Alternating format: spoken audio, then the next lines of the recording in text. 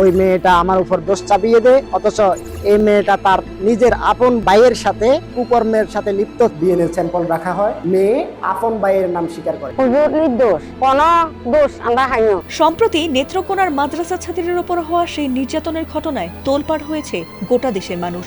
আর এতে করে একদল মানুষ মেয়েটির পক্ষ নিচ্ছে, আবার অন্য পক্ষ মাদ্রাসার শিক্ষককে ফাঁসানো হয়েছে বলে মন্তব্য করে সেই শিক্ষকের পক্ষ নিচ্ছে।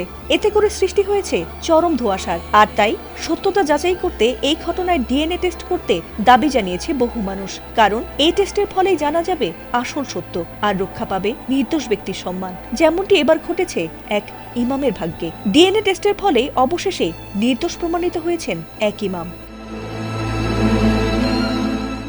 এবারের ঘটনাটি ঘটেছে ফেনীর পরশুরাম উপজেলায়। সেখানে দায়ের হওয়া এক আলোচিত ধর্ষণ মামলার তদন্তে বেরিয়ে এসেছে নতুন ও চাঞ্চল্যকর তথ্য। ফরেনসিক ও ডিএনএ পরীক্ষার ভিত্তিতে পুলিশ জানিয়েছে, অভিযুক্ত মক্তব শিক্ষক ও ইমাম মোজাফর আহমেদের বিরুদ্ধে আনা অভিযোগের কোনো সত্যতাই মেলেনি। উল্টো ভুক্তভোগী কিশোরীর সন্তানের জৈবিক পিতা হিসেবে তার বড় ভাই মোর্শেদের সম্পৃক্ততা নিশ্চিত হয়েছে।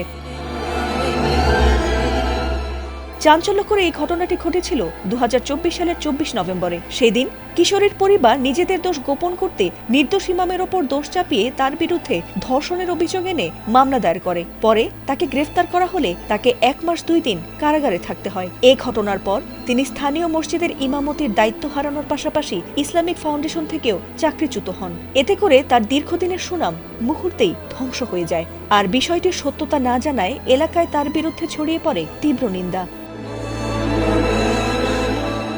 এ ঘটনায় সেই কিশোরীকে জিজ্ঞাসাবাদ করা হলে বিষয়টি শুরুতে সে স্বীকার না করলে তদন্তের এক পর্যায়ে ইমামের ডিএনএ পরীক্ষা করে সিআইডি। আর এরপরই মেলে সেই সত্যতা। পরে সেই কিশোরীর ভাই মোর্শেদকে গ্রেফতার করে ডিএনএ পরীক্ষা করা হলে শিশুটির সঙ্গে তার ডিএনএ শতভাগ মিলে যায়। এতে করে তদন্ত কর্মকর্তারা নিশ্চিত হন যে শিশুটির জৈবিক পিতা তার আপন ভাই মোর্শেদ।